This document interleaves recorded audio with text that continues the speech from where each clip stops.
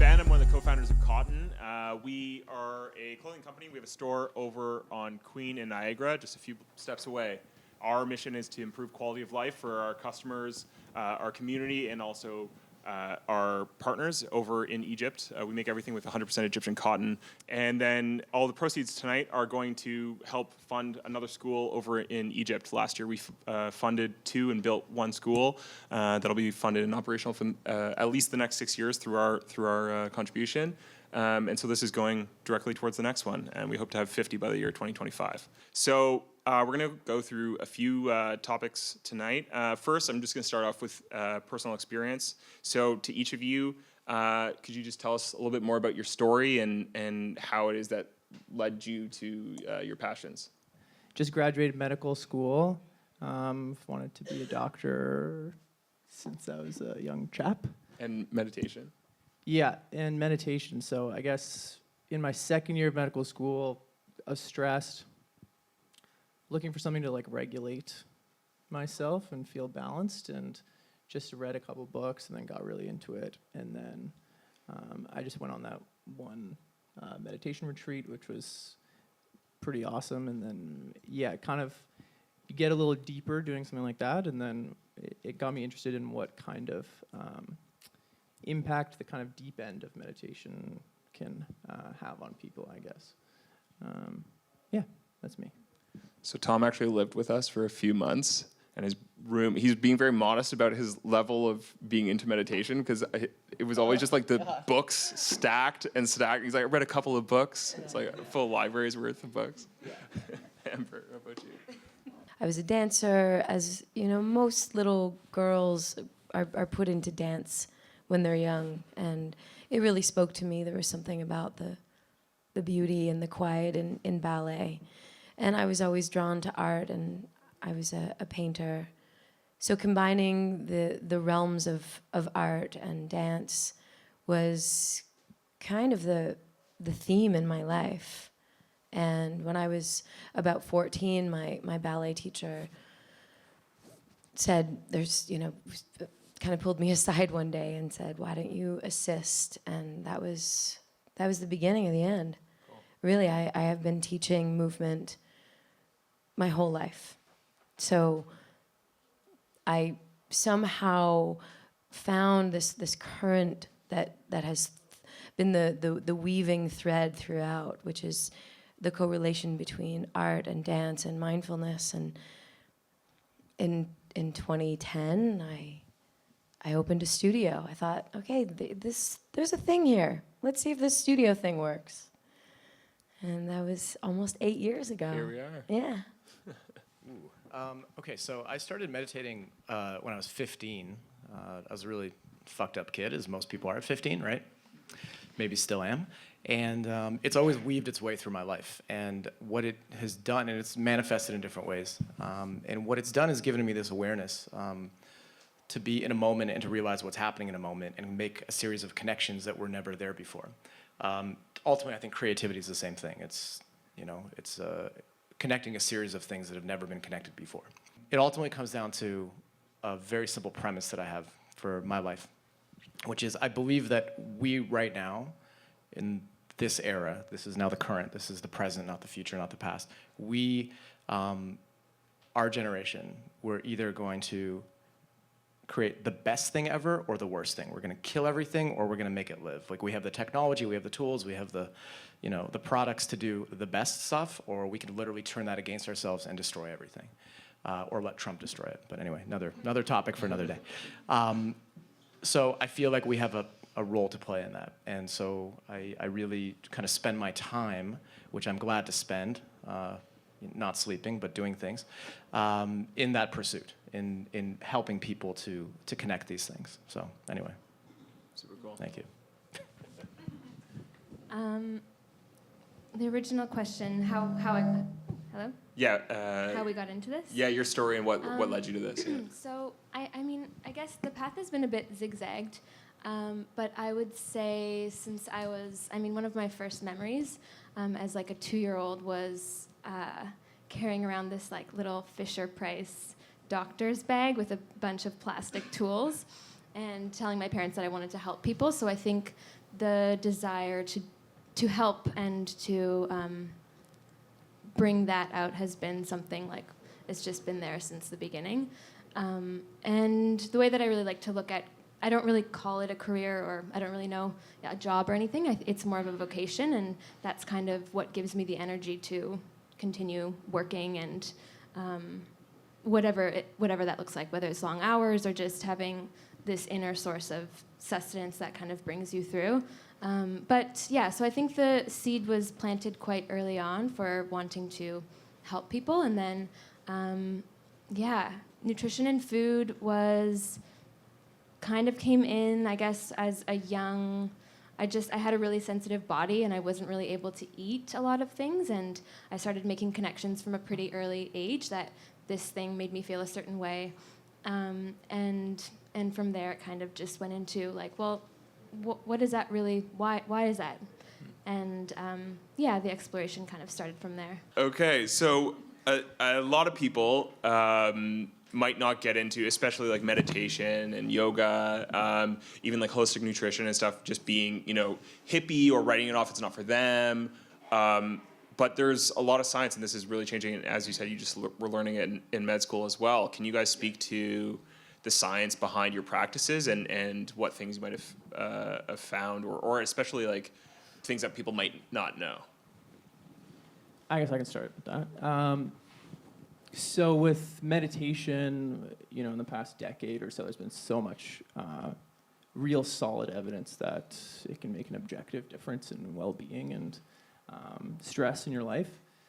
They've figured out sort of systematic ways to study. We were talking about mindfulness-based stress reduction is like a 6-week program that's very standardized, and then they can study that because it's so sort of codified and easy to study. Cool. And been shown to be effective. But yeah, I think that also speaks to like, there's two realities being, the objective world of science and everything, and your subjective world. And we're all living in our lives right now, and that's also meaningful. If you have a subjective impact from some treatment, that shouldn't be discounted, I think, also. But it's just kind of, the semantics are tricky around that stuff of how do we recommend stuff Right. in terms I of guess being a with real words and medicine it's applied to practitioner. everyone. Yeah. Amber? So we've started to invite in high schools. We're working with grade 9 students. And I think this is how I'm going to answer this question. Okay. Because we all know, just like a show of hands, has everyone done yoga before? Yoga, yeah, okay, yoga. What about Pilates? Oh, look at that. Okay, and what about dance? Okay, hell yeah. Okay, so we all know for the most part, we feel good. You put on a song that lights you up from the inside, and you dance around, and you can actually change your mood. So that's the release of, it's oxygenating your blood. It's the release of serotonin and endorphin and adrenaline. So it physiologically changes your mood. We know that those are part of the health benefits. We also know that we can gain strength. We know that we can gain flexibility. But my favorite were the first group of grade 9s when I said, what does yoga mean? They were like, I feel calm when I do yoga. Or my mom chills out when she does yoga. Or I feel mindful when I do yoga. Grade 9. Pilates. I was like, what is Pilates about? What do you think that thing is about? And someone said, rigorous Pilates? Rigorous yoga? Or movement for your muscles? Like, bang on. And I was like, and what about dance? And someone said, I feel free when I dance. Like, we know these things. We know these things fundamentally. Our bodies crave movement. We know that we feel better when we move. It works even bigger, it works tenfold when we love the movement that we are participating in. Everybody has a mindfulness practice. You might not know it yet. Because mindfulness and meditation have been put on this pedestal of like, it's this thing, and you have to go to India, and you have to be on a cushion, and yada, yada. No.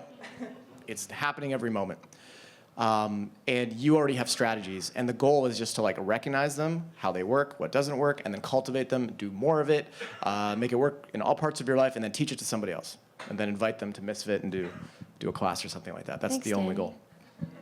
Have any of you guys heard of a book called The Biology of Belief? No? It's just to the points that you've all made.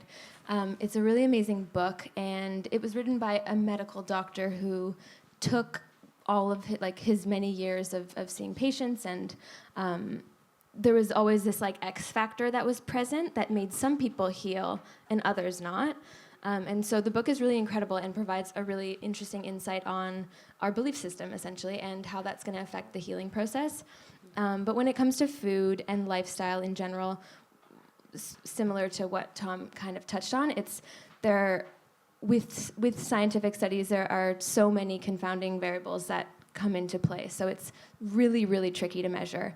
And so when I do work with clients, it's hugely scientific, and if I'm putting together a protocol, it has to be, and that's the only way that I feel really solid and good about it, and really confident. But there's also another entire realm that's more of the transpersonal kind of psychology stuff that's going to play such a huge role.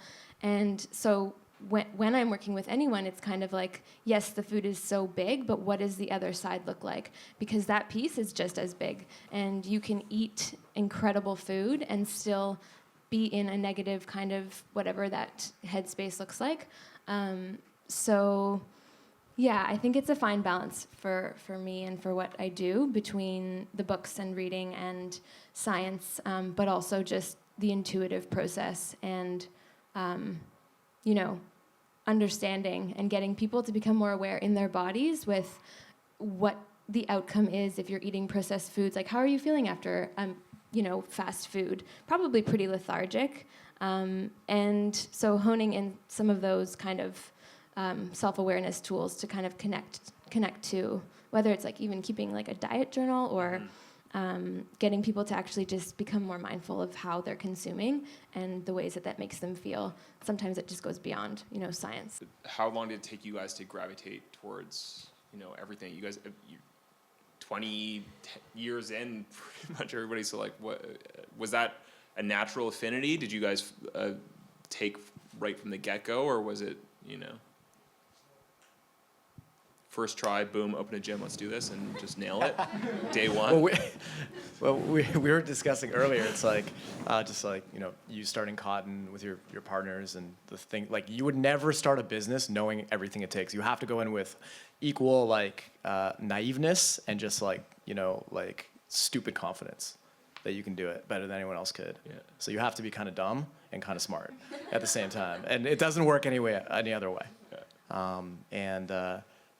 I think actually something Amber said was really interesting, I want to pick up on, which is the ability to not only see a future, right? Not a lot of people can see a future, I have a vision, but actually take the steps and cultivate the practices necessary day by day by day to keep you on track for that future. That's a really interesting process. It does take work. And knowing how the brain works and how essentially the brain is plastic. Everyone has probably heard about this term, neuroplasticity.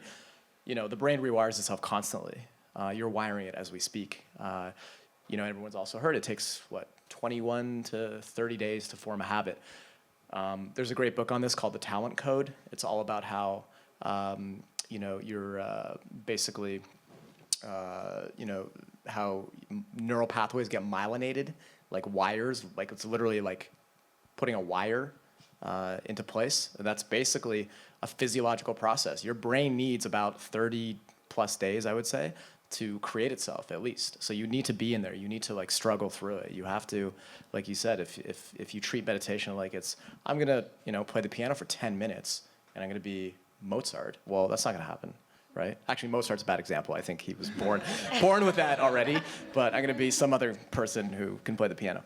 But it's a process, and you have to be in it, and just that's it. It's nothing different than anything else. And the way you do one thing is the way you do all things. So. And is the process ongoing? How are you guys setting intentions for 2018, and what do you, or is it you kind of just keep rolling from what you were doing before? And we're in such a time of change, right? So. I think the word here that I would use is discipline. there's something that can be really powerful in taking something on as a practice, yes, as a process, yes, because those are kind of that's the ebb and flow in which it can exist in, whatever it may be for you. But it requires discipline. There needs to be, on some conscious level, a choice to step into learning to play the piano or mindful eating or even a mindfulness practice. So that doesn't really speak specifically to the intentions for 2018, but I think to present that as part of this discussion, I think is a really valid part. I think the consistency, which falls into discipline, but that's been a hurdle. Yeah. Probably, the biggest hurdle. Because, I think just keeping things consistent. I try and stick to a habit for 40 days, and I'll track it in a calendar. And then I'll start to see changes. But that consistency, whether it's like a 20, 30-minute thing in the morning, that's the biggest kind of piece that I work with. I think that's huge in terms of a practical. What do you do practically to make something stick? I think that consistency is such a key thing, and really like building a routine. I think there are two. When I've we talk a lot about motivational interviewing and just talking to people who want to change their behavior. It's really two things that work most effectively. It's starting really slowly and consistently. So if we use meditation for the example, it's maybe, okay, I'm interested in this. I'm going to meditate for 5 minutes on Tuesday and 5 minutes on Thursday and do that for 4 weeks. And it's just like, that's the lowest commitment possible, but you're building this routine sort of daily, weekly habit, and then you just expand it out from there. And I think also with setting people up with the right expectations that you're doing this, you're starting these practices, and you're in it for the long haul. I mean, any kind of alternative in order to see changes, the consistency, the routine, and knowing that this isn't going to be an overnight shift. There will be shifts, but it's that long haul. Yeah, to round that out, I would say find a community. It's a very powerful agent of change, and we've seen it in the yoga world, we've seen it in CrossFit, in the run crew world, where people who work out together, run together in a community setting, where you're not just like headphones on and just into your own thing, then they tend to last longer. It's a very solid approach. So whether that's a mindfulness community or whatever else you need, but find your your crew, I guess. And there's another neurotransmitter which I love, which you mentioned a few, but oxytocin is a neurotransmitter that is very powerful. It's basically they call it the trust molecule. So it's the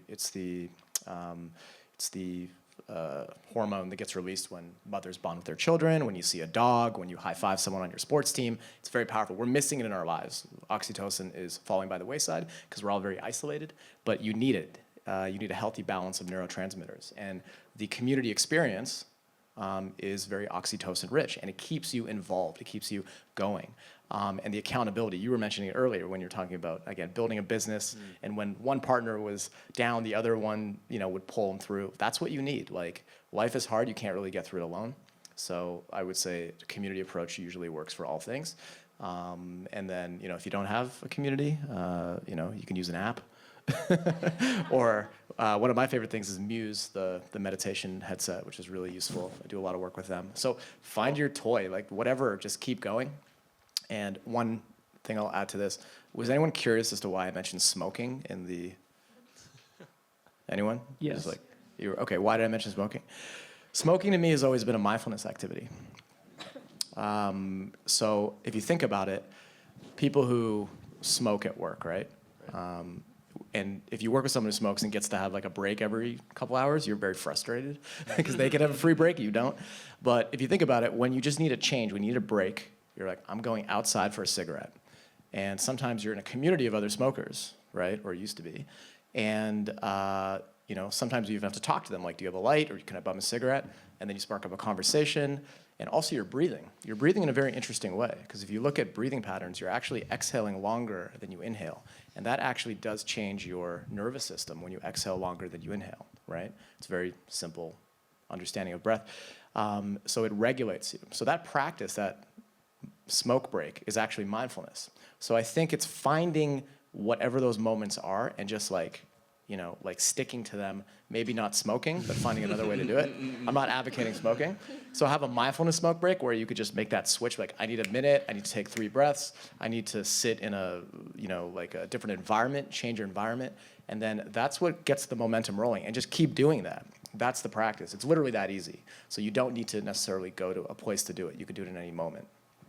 Yeah, and but all you three seem to have very strong communities and thriving practices, and I'd be curious to hear what it's like sort of shepherding those communities, and how are you, like, is that, I'm assuming that also makes it easier with the discipline and with consistency, but have you guys seen that in your clients and your communities, and what's being sort of at the top or the shepherd of that community like? And just seeing the experience of, like, the entire thing growing. Sorry, it's off script. I'll start. I guess it's still something that's a kind of a work, like it's just kind of a work in progress, and it hasn't been too planned, or I mean, I don't have a physical space in the way that you two both do, but so. Is it difficult to maintain a sense of community online or like through, you know, across, you know, space? I haven't found so. No. I haven't found it challenging. It's been organic, and I think that's why it's worked. And I mean, yeah, I don't really know what to say. Okay. Move on. Maybe just watch the question. Pass the baton. Yeah, I'll let you guys. Yeah, I think How can you turn it? it's okay. Well, I do think it's she's got important it. to talk about. Cool. It might be the most emotional part for me, so Right. I'm going to try to keep my shit together. Absolutely. I have watched the development of what is now a family. Mm-hmm. Yeah. And I don't know if I could have ever anticipated that or imagined that when I started. When I started, it was like, I'm going to do this because fuck everything else. Right. This doesn't work for me, so I'm going to find a way that does work for me. And fast forward almost 8 years later, it is remarkable what has occurred. There's, how many teachers, Andrea? How many do we have? 15 teachers. Andrea, she and I have been friends for like 10 years. She's now the manager. We have a manager for each studio, a teacher training that happened last year with 18 women, and we've hired 6 from that circle. We're in another round of teacher training right now. I know Caitlin's here, and it's another profound circle of watching people's lives be dramatically changed and transformed because of the movement, yes, because of the quality of mindfulness, to ask everyone to step into life in a full and rich and alive way, to practice the art of presence, as I say over and over. But then people who show up every single day, Patrina, every single day to class. And I think that the biggest thing is that it has nothing to do with me anymore. This is the growth of the extension of family. And that must be wild for a practice and you created this practice and you're teaching people these things and they're agreeing and saying, Yeah. yes, this is the way as well. Yeah. What's that like? It's wild. It's absolutely wild. Yeah. Do you remember who was the first person that you taught, and what was that like? Because I must imagine you must have been in a very vulnerable place to sort of say, use this method, you know? That's a good question. That's a really good question. I think it was very unintentional back then. There was this moment where I recognized the studio had outgrown the small little space that I started in Parkdale, Right. and then needed to move into the coach house that was flooded and destroyed. And in that recognition of needing to move into a larger space, there was also a moment of realizing that I had a method of movement that people who had been taking my classes just had taken on. So then they were teaching a method that had not really been identified yet or named yet. Right. And Danny, sort of similarly, like in such a crazy year, was it hard to zoom out and say, launched a million projects and they're all alive, they're all thriving? Was that tough? Yeah. And bringing people on board and the whole. I don't know. It just happened. Like last year this time I had a blank sheet of paper and I just wrote, like, I played this little game where I just wrote things at the top and like what I wanted, and then I just see how it felt. Like if my life was like this, how would that feel? And then I scrap the paper and I just like, okay, I'm landing on this. This is how I see my life. These are all the things I want to do. Mm-hmm. And I'm not necessarily married to the exact thing, but like if I, for example, have a place in the city where people can have a community and be like some sort of like physical health component, great. Stay Gold happen. If I could have a place in kind of a rural, wild environment where people could kind of connect, great. I'd love that. If I could be doing a lot of like storytelling and writing and media, great. That happened too. And so like these things just kind of happen. I didn't expect them to happen the way they did, but one of the processes I actually did undergo after I had my blank sheet of paper filled was I would whiteboard almost every day. I would just rework the plan. I would put it on a timeline. And then I would actually like take steps to do it. I would schedule things, and then, I'm a very visual person, so journaling is not my thing, but I took the images associated with the things I wanted, and I made little Polaroids of them, and I put them on my wall, and I would just like look at them constantly, and I would just like think about how they would flow together, and I would reshuffle this. So that became the practice. It was a very 3D way of doing it. Like everyone, has heard of The Secret, and like, if you just wish it'll happen, it'll happen. I'm like, no. You've got to do things, and then you have to commit to all the boring work. I'm obsessed with very boring work right now. Like just putting together all the little micro steps that you have to take to get something done, because that's what most people just don't do. Right. They just don't do the little things. Right. And so like that just became, I don't know, it just happened. Like it's weird. It's a year later and all these like awesome things have happened, and I wouldn't trade my past in any way for my future. Have you done any of the same practices again this year? Are those pictures still up on the wall, or what's? Yeah, totally. Yeah. So I keep adding to it, and I did kind of a bit of work around that, and I'm still continuing to do it. It's a really busy year, but before I go too far, I want to make sure that I'm not going in the wrong direction. Right. There's this really great metaphor I love, which is, when you set course on a ship, if it's 1 degree off, you'll end up like hundreds of miles off course. Right. So that 1 degree in the beginning is really important. Right. So I think just that process, whatever it is, it could be journaling, it could be just talking to a friend, it could be whiteboarding, I don't know, whatever floats your boat. But like the process of actually doing it and then taking that into meditation. And I'm a huge thought experimenter. So it's like, I like to take that into meditation. How would it feel if this happened? And how would that register emotionally? And do I have a big enough emotional gas tank to do the thing I want to do? Because a lot of people want to do great things, but they don't have a big enough emotional gas tank to like drive it. And that's either got to be passion, or that's got to be like, one of my favorite things is disgust. Because if you're disgusted with something, you want to fix a problem, you'll end up doing it. Yeah. So you need like a big emotional gas tank, whatever that is, and just get it done. Like, and there'll be struggle, there'll be success, all that stuff. Yeah. And so, how are you guys setting goals for this year? I mean, do you use anything like that as well, or? How am I setting goals?